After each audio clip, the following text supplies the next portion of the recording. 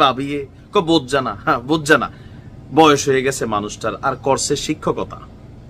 শিক্ষকতা যারা করে স্কুলের ভিতরে, আমি অনেকেরই দেখছি যে রিটায়ার্ডের পর তাদের অনেকেরই জ্ঞান বুদ্ধি মোটামুটি অনেক সময় লোপ পাওয়া যায় অথবা কইমা যায়। কারণ এতটা বছর বাচ্চাদের সাথে চিল্লা যাদের করে ছোট বাচ্চা আছে নিশ্চয়ই বুঝতে পারছেন।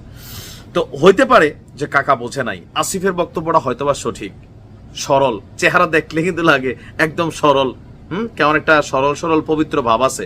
তবে মাঝে মাঝে এমন এমন কথা বলে রাজনৈতিক ভাবে ভেজালে পড়ে। কাকারে সরল পাইয়া উপদেষ্টা আসিফের আব্বারে সরল পাইয়া ঘটনা ঘটাই দিছে, একতে দাঁড়াইয়া পড়ছে আসিফের বাপার উপরে আর আসিফের উপরে। এই খবর আবার দিছে কে? জুলকারনাইন শায়ের, যে আল জাজিরার সাংবাদিক। আচ্ছা, ঘটনার প্রেক্ষাপট কি? স্থানীয় সরকার, পল্লী উন্নয়ন এবং সমবায় মন্ত্রণালয়ের উপদেষ্টা আসিফ মাহমুদ সজীব ভুইয়ার বাবা ঠিকাদারি লাইসেন্স নিয়েছেন দাবি করে সামাজিক যোগাযোগ মাধ্যমে একটা স্ট্যাটাস দিয়েছেন কাতার ভিত্তিক সংবাদ মাধ্যম আল জাজিরার অনুসন্ধানী সাংবাদিক জুলকারনাইন শায়ের। তিনি তার ভেরিফাইড আইডিতে ওই লাইসেন্সটার একটা ছবি দিয়েছেন, যেটা আমরাও পাশে দিয়েছি, একটা পোস্ট করা তিনি এটা দাবি করেছেন।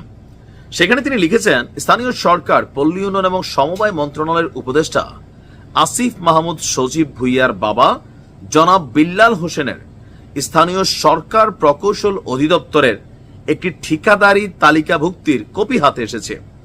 লাইসেন্সটি যাচাই করে দেখা যায় এই বছরের 16 মার্চ নির্বাহী প্রকৌশলী স্থানীয় সরকার প্রকৌশল অধিদপ্তর কুমিল্লা লাইসেন্সটি ইস্যু করেন। তো এই বিষয়ে তিনি আবার উপদেষ্টা মাহমুদের সাথে, আসিফের সাথে যোগাযোগ করেন। তো তিনি প্রথমে এ বিষয়ে কিছু জানেন না বলে জানান এবং কিছুক্ষণ অপেক্ষা করতে বলেন। পরে তিনি যাচাই করে জানান লাইসেন্সের বিষয়টি সঠিক। কিন্তু এই বিষয়ে আসিফ আসলে জানে না। জানবো কেমনে ভাই? আমরা যারা আছি নর্মাল বাড়িতে, বাপ মার লগে সপ্তাহে 2 দিন কথার টাইম নাই, আর ছেলেটার হাতে এতগুলা মন্ত্রণালয়, মাস্টার প্ল্যান থাকে মাথার মধ্যে, ফেসবুকে চলে সমালোচনা, এগুলার মধ্যে বাড়িতে হয়তো কাকার সাথে এত কথা বলার সুযোগ পায় নাই। এই ফাঁকটা দিয়া ঘটনাটা ঘটে গেছে। এখন ঘটনা কি করছে? আসিফের বক্তব্য, স্থানীয় জনৈক ঠিকাদার কি করছে? তার শিক্ষক পিতাকে ঠিকাদারি লাইসেন্সটি করতে প্ররোচিত করেছেন। দেখেন শিক্ষক, হায়রে কি দশা মুরব্বী পাইয়া, হ্যাঁ, জনৈক ঠিকাদার, ভালো হয়ে যাও, মাংস কমাই ফেলবে জনগণ। উপদেষ্টা আসিফের বাবারই জায়গা প্ররোচিত করছে, সাহস! কয় শিশু মুরব্বীরা যে আসলে শিশুর মতন, আমার দাদি এ কইতো, বুঝবা বয়স হইলে, এখন বুঝো না। মানে আমার দাদা বলে সকালে খাইলে বিকালে জিগাইলে কত আমার কি খানা দিছে তাই রে, হ্যাঁ, মানে ফুতের বউরা লইয়া কইতো, এরকম আর কি। তো উনিও রিটায়ার্ড করছে, সম্ভবত ওই রকম বোঝে নাই, কেউ এসে তাল তুল দিছে, এই কাকায় তালে পড়া গেছে। আসিফের সরল স্বীকারোক্তি, শোনেন আমার আব্বা বোঝে নাই বিষয়টা, তো উনারে ব্যবহার কইরা, প্ররোচিত কইরা আমার বাবারে দিয়ে একটা ঠিকাদারি লাইসেন্স করাই লাইছে একজন ঠিকাদার। তবে এই লাইসেন্স ব্যবহার কইরা কোনো ধরনের কাজ করা হয়নি, হালাল। এখন এটা দিয়ে কোনো কাজ করা হয়নি। তবে হ্যাটার্সরা বলে, এই হ্যাটার্সদের জ্বালা এই দেশে কিছু বলা যায় না। কয় মানুষে কি বলবে, এত কথা চিন্তা টাইম আছে? কিন্তু মানুষে বিভিন্ন কথা কয়।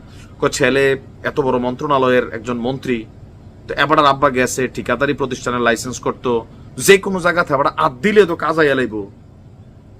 আবার কেউ এই কারণে বলে ডক্টর ইউনূস সাহেবের 2026 ইলেকশন পর্যন্ত রাখাইতে চায়, আবার রাজনীতি করব, তারা সরকারে থাকে, এই সরকারের চেয়ার ব্যবহার কইরা এরকম হালাল ওয়েতে পয়সা টুসা কামাই লাইব। পরে কবে, এটা তো আমাদের জ্ঞায় বহির্ভূত আয় না, এটা জ্ঞায় অন্তর্ভুক্ত আয়। মানুষের দেখেন কি চিন্তা, নোংরা। কাকার দেখতে মনে হয় এরকম মানুষের ফান্দো ফোড়া উনি লাইসেন্সটা করছে। হ্যাটার্সটা এই ধরনের কথা বলে যে 2026 পর্যন্ত তারা নির্বাচন চায়, আরো লম্বা করতো কেন? বাপ, চাচা, খালু, মামা, এরকম পরিচিত আত্মীয় স্বজন সবার নামে এরকম সেরকম কইরা টেহা পয়সা বানাই লেবো কটা। আবার আসিফ লইয়া কিন্তু ইলিয়াস ভাই এ আরেক লোক খালি মাঝে মাঝে প্যাস লাগায়, কি একটা স্ট্যাটাস দিয়া বই রয়েছে ঠাস কইরা, কোথায় নিয়োগ টিয়োগ হয়েছে, শত শত কোটি টাকা বলে খাই লাইছে। এটা কোনো কথা?